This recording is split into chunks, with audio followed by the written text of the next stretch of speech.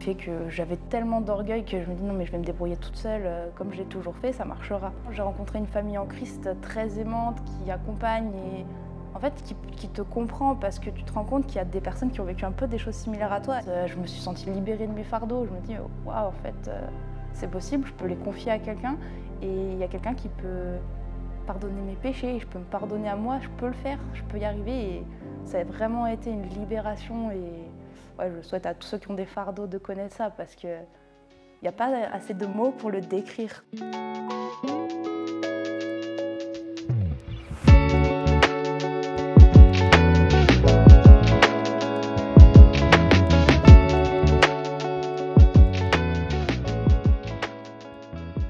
Bonjour à tous et bienvenue dans The Parole.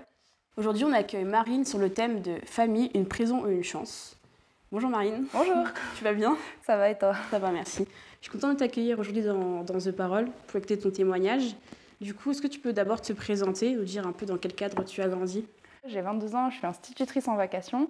Alors j'ai grandi dans une famille de 4 enfants, on est toujours 2 filles et 2 garçons, donc avec 2 parents qui s'aiment, une maman dentiste qui travaillait beaucoup et un papa qui s'occupait de nous comme il pouvait. Voilà, ma maman, elle nous a souvent emmenés à l'église, du coup, l'église catholique la plus proche de là où on habitait. On allait dans un club, l'ACE, c'est un club qui peut s'apparenter à l'école biblique. On fait beaucoup de jeux et on parle de Dieu. Et ensuite, du coup, pendant ma scolarité, j'ai toujours été jusqu'en 3e dans des écoles privées catholiques. Et par contre, au collège, je suis allée dans un collège assez particulier où il n'y a que des filles et j'étais en internat dès la 6e. Donc après, voilà, j'ai quitté ce collège en 3e pour aller dans un lycée privé et là, il y a beaucoup de choses qui ont changé. Qu'est-ce qui s'est passé dans ce lycée? Alors, j'ai découvert beaucoup de choses du monde que j'ignorais. Entre autres, il y avait les garçons, il y avait l'alcool. J'étais très sportive et en fait, j'étais bourrée d'addictions au sport, à l'alcool plus tard, parce qu'il m'est arrivé des choses pas chouettes que je ne souhaite à personne. Et en fait, quand on est dans ces situations, on se renferme sur soi-même au lieu d'aller chercher de l'aide.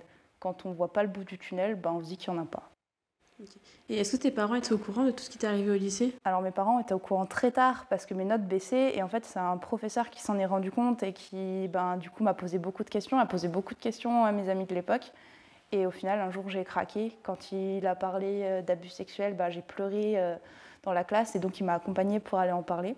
Alors aucun mot n'est sorti de ma bouche et mon papa est venu me chercher et en fait on n'en a pas vraiment parlé en famille parce que je refusais de parler. Donc on en a parlé très tard, c'était pendant le confinement, on s'est retrouvés en famille et c'est là où on a beaucoup échangé là-dessus, avec mes frères et sœurs aussi. Donc voilà, à l'époque ils n'étaient pas tout à fait au courant de tout. Qu'est-ce qui s'est passé du coup au lycée durant ta descente aux enfers? Dans ma descente, j'ai été abusée et en fait sur le coup je croyais que c'était normal parce que ça s'est reproduit plusieurs fois. Je me dis c'est normal, mais au final ça me faisait très mal, je me sentais mal, je n'aimais pas mon corps, c'était la puberté, j'étais sportive, je voulais pas grandir, je voulais pas grossir et je me renfermais dans tous mes complexes, j'avais presque plus de relation avec Dieu, j'allais de temps en temps dans l'église juste à côté du lycée, mais je faisais rien, je m'asseyais, j'attendais que quelque chose se passe, mais je ne faisais absolument rien. Donc là, ça s'est détérioré de plus en plus. Et le sport a quand même été un moyen de sauvetage parce que dans le club sportif dans lequel j'étais, il y a une personne qui connaissait Rescapé. Rescapé, c'est un collectif de jeunes qui témoignent de ce que Dieu a fait dans leur vie.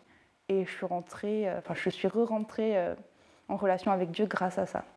En discutant avec une personne de Rescapé qui m'a expliquer ce que c'était que le salut, que Dieu m'aimait en fait, et je me dis, vu tout ce que j'ai fait, c'est sûr qu'il m'aime, et qui m'a beaucoup aidée pour sortir d'où j'étais. Ok.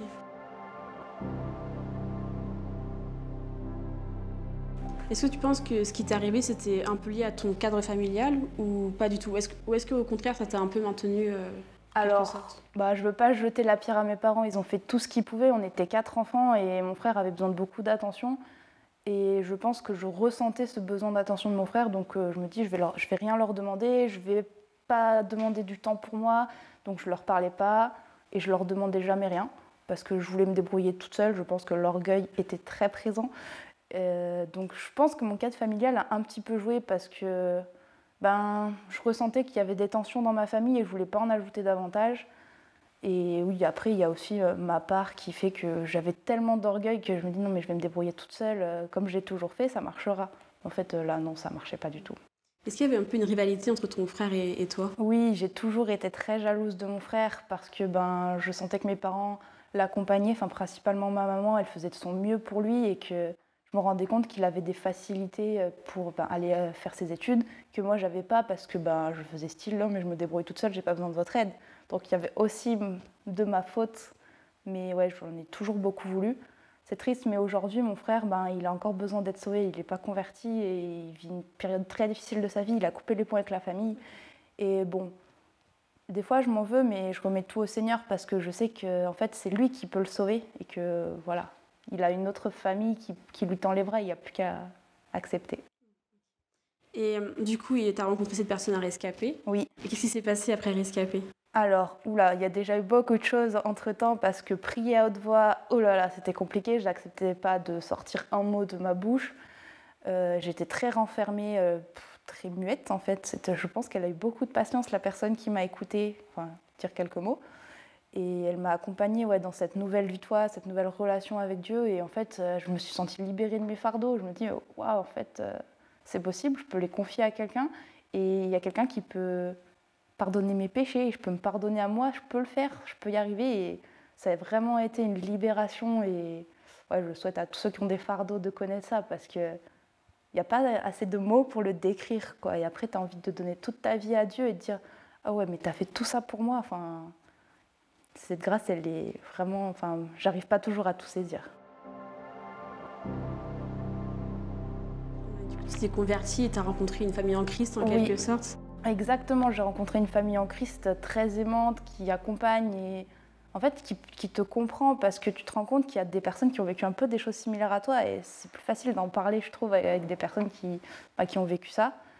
Donc ouais, c'est vraiment une famille qui t'accompagne, qui prie pour toi et tu sens que tu es soutenu spirituellement et c'est super important. Ce que j'avais pas trop dans ma famille parce qu'ils ne sont pas convertis. Je sais que maman croit en Dieu. Après, les autres membres de ma famille n'y croient pas vraiment pour l'instant.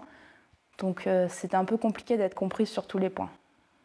Et avant que tu te convertisses, du coup, le thème c'est famille, une prison, une chance. Oui. Est-ce que tu considérais que ta famille était une prison ou une chance? Je pense que ma famille a été une chance parce qu'ils m'ont protégée de tellement de choses jusqu'à ce que j'arrive au lycée. Mais en fait, après, ça a un peu été une prison. Je n'arrivais pas à sortir de ce modèle familial avec des parents qui avaient du mal à trouver leur place à la maison, avec des frères et sœurs où on était en rivalité. Ça a amené de l'huile sur le feu pour faire encore plus de bêtises. Donc elle a été une chance et aujourd'hui je trouve que c'est une chance d'avoir ma famille et de pouvoir partager ça avec eux, d'avoir mon petit frère qui a 11 ans et qui découvre Dieu grâce à ma vie de foi et je trouve que c'est super de pouvoir lui faire découvrir des choses que moi je n'avais pas de grand frère ou grande sœur qui aurait pu m'accompagner à l'église et je trouve ça super chouette. Donc aujourd'hui ouais, c'est une chance qu'il soit là et j'ai hâte qu'il rejoigne une autre famille. Et du coup, tu as deux familles, tu as ta famille avec tes parents et tes frères et sœurs, ta famille en Christ. Et quelle place tu mets l'une par rapport à l'autre? Ma famille en Christ, c'est... Je ne veux pas faire de mal à ma famille, mais c'est vraiment l'endroit où je me réfugie, où je passe de super bons moments, où je peux échanger.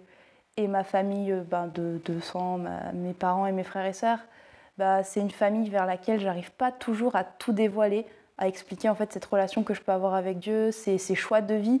Des fois, ils ont du mal à le comprendre et j'ai l'impression de faire plus d'efforts avec eux dans la famille de Christ. J'ai moins de complexe de dire que j'ai choisi ça, que je me pose ce genre de questions en ce moment, qu'avec ma maman, il y a des choses, elle me regarde, mais ma fille, mais pourquoi tu te poses ces questions? Enfin, un exemple tout bête, quand on était petit, on aimait beaucoup jouer à Harry Potter. Et en parlant avec des frères et sœurs en Christ, ils comprennent mon choix de me mettre plutôt en retrait de ces choses-là maintenant, parce que je me rends compte que ça met en avant des choses avec lesquelles je ne suis plus trop d'accord aujourd'hui. Et ma maman, elle ne comprend pas, parce que quand j'étais petite, c'était la meilleure chose au monde de jouer, de lire des livres d'Harry Potter. Et maintenant, elle a du mal à comprendre mon retrait vis-à-vis de ça. Du coup, c'est différent, mais j'aime bien les deux. Ouais, c'est important. C'est important de ne pas négliger aussi notre famille, parents, mères, quand ils ne sont pas convertis. Oui. Et de continuer vivre ces temps-là avec eux et à ne pas les mettre de côté. Ce qui peut être difficile quand on est jeune converti, Oui. à vouloir être avec notre famille en Christ et à rester un peu l'autre de côté. Et ouais, c'est important. Et je suis bien d'accord. Des fois, ils ont peut-être l'impression de se sentir délaissés, mais des fois, ils m'accompagnent à l'église et c'est chouette. Ça, c'est bien.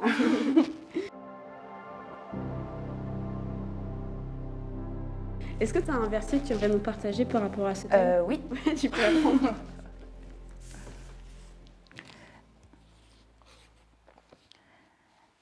Alors, le verset que j'aime bien, enfin qui me réconforte souvent, c'est dans Philippiens, c'est Philippiens 3:12. C'est courir vers le but. Je ne prétends pas avoir déjà atteint le but ou avoir déjà conduit à la perfection, mais je poursuis ma course pour m'efforcer de le saisir, car j'ai moi-même été saisi par Jésus-Christ. Voilà, donc je l'aime beaucoup. Et pourquoi tu as pris ce verset? Alors déjà, parce qu'il y a courir et que j'adore le sport, et puis parce qu'en fait, il me parle énormément quand même. J'ai été dans les addictions sportives pendant longtemps et en fait maintenant, mais je cours pour Jésus. Je donne ma vie pour lui et parce que tout ce qu'il a fait pour moi, c'est une grâce que je n'arrive pas à saisir et c'est ce qui me rend heureuse tous les jours. Voilà. Donc il me parle beaucoup et il parle de la perfection qu'on peut vouloir atteindre quand on fait du sport et qu'en fait, c'est pas ça le vrai but. Voilà. Du coup, je vois que tu es mariée. Oui, et tu vas construire une famille à ton tour. Et sur quel modèle tu aimerais te baser? Est-ce que tu vas continuer ce que tes parents t'ont enseigné? Est-ce que tu vas au contraire t'opposer à tout ce qu'ils t'ont appris? Alors, je pense que je ne vais pas tout renier parce que ma famille reste quand même un modèle d'inspiration, mais grâce à la parole de Dieu, j'ai pu apprendre que certaines choses méritent d'être remaniées. Donc là, je profite de ma famille qui est toute récente. Je me suis mariée en décembre, c'était il n'y a pas très longtemps. Et avec mon mari, on s'inspire beaucoup de ce qu'il y a dans la Bible, de la place que chacun peut occuper dans le couple, dans le ménage. Le modèle familial dans lequel j'ai vécu, c'est ma maman qui gérait tout à la maison de A à Z, de la rentrée d'argent à l'éducation, au cadre, tout. Et mon papa était toujours très effacé. Et dans la famille que je construis maintenant grâce au mariage, j'essaye de faire attention à ne pas reproduire ça. Même si j'ai un caractère un peu plus bien trempé, je fais attention. C'est énormément de charges. En fait, on est deux et on en profite pour se les partager. Et en respectant la place de chacun, qui protège, qui écoute, qui conseille. La Bible est pleine d'infos et en fait c'est super, au moins on a plein d'inspiration. Donc c'est presque mieux que Pinterest pour ça.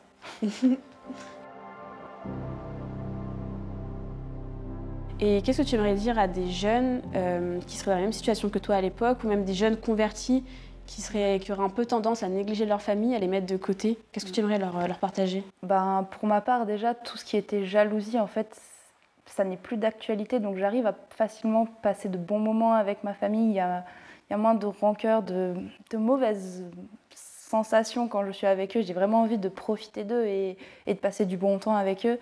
Et je me dis que dans ma vie, il y a eu des petites lumières qui m'ont ramenée vers Dieu. Et je me dis, pourquoi moi je ne serais pas une petite lumière pour eux? En fait, je ne veux pas les laisser de côté. Et en fait, maintenant, Dieu fait partie de ma vie et je le partage aussi avec eux. Même si des fois, je ne me sens pas comprise, c'est pas grave. Peut-être que ce n'est pas tout de suite, mais ça sera plus tard. Donc je me dis que c'est important de garder le lien avec sa famille et de montrer que on les aime quand même, en fait. Même si on n'est pas d'accord, on a de l'amour pour eux. Et ça reste quand même notre famille et c'est important. Ouais, c'est important. Du coup, pourquoi tu as voulu aujourd'hui nous livrer ton témoignage? Parce que moi j'ai eu la chance d'entendre des témoignages grâce à Rescapé, grâce à des personnes de la famille en Christ et ça m'a beaucoup parlé, je me suis sentie comprise et je me suis reconnue dans ces témoignages. Je me suis dit, ah ouais, mais attends, Dieu il a fait ça pour lui et il peut faire ça aussi pour moi. Et j'ai tellement reçu que j'ai envie d'en donner encore plus, j'ai envie de faire tout mon possible pour que j'espère que mon témoignage puisse parler à quelqu'un et que cette personne puisse recevoir la grâce, être restaurée dans sa vie grâce à ce qu'elle a entendu parce qu'elle se dit, eh ouais, c'est Dieu qui fait ça, je vais essayer de le connaître un peu plus. Donc voilà. Oui, parce que Dieu aussi nous invite à partager ce qu'on a reçu, à ne pas le garder pour nous. Et c'est important de le faire. Et c'est aussi pour ça que The Parole existe. Et juste pouvoir vous entendre, toi et les autres témoins, et de juste pouvoir partager ce qu'on a reçu, de pouvoir aussi donner aux autres. Et voilà, c'est important. Merci beaucoup Marine pour ton témoignage. Et j'espère que ça va toucher beaucoup de personnes, je le pense. Et merci à vous d'avoir regardé cette vidéo. On vous dit à très vite pour une autre vidéo. N'hésitez pas à partager la vidéo, à laisser un commentaire ou nous envoyer un message privé sur Instagram. Si vous avez des questions, on vous répondra. Soyez bénis et je vous dis à bientôt pour un nouveau thème et un nouveau témoin.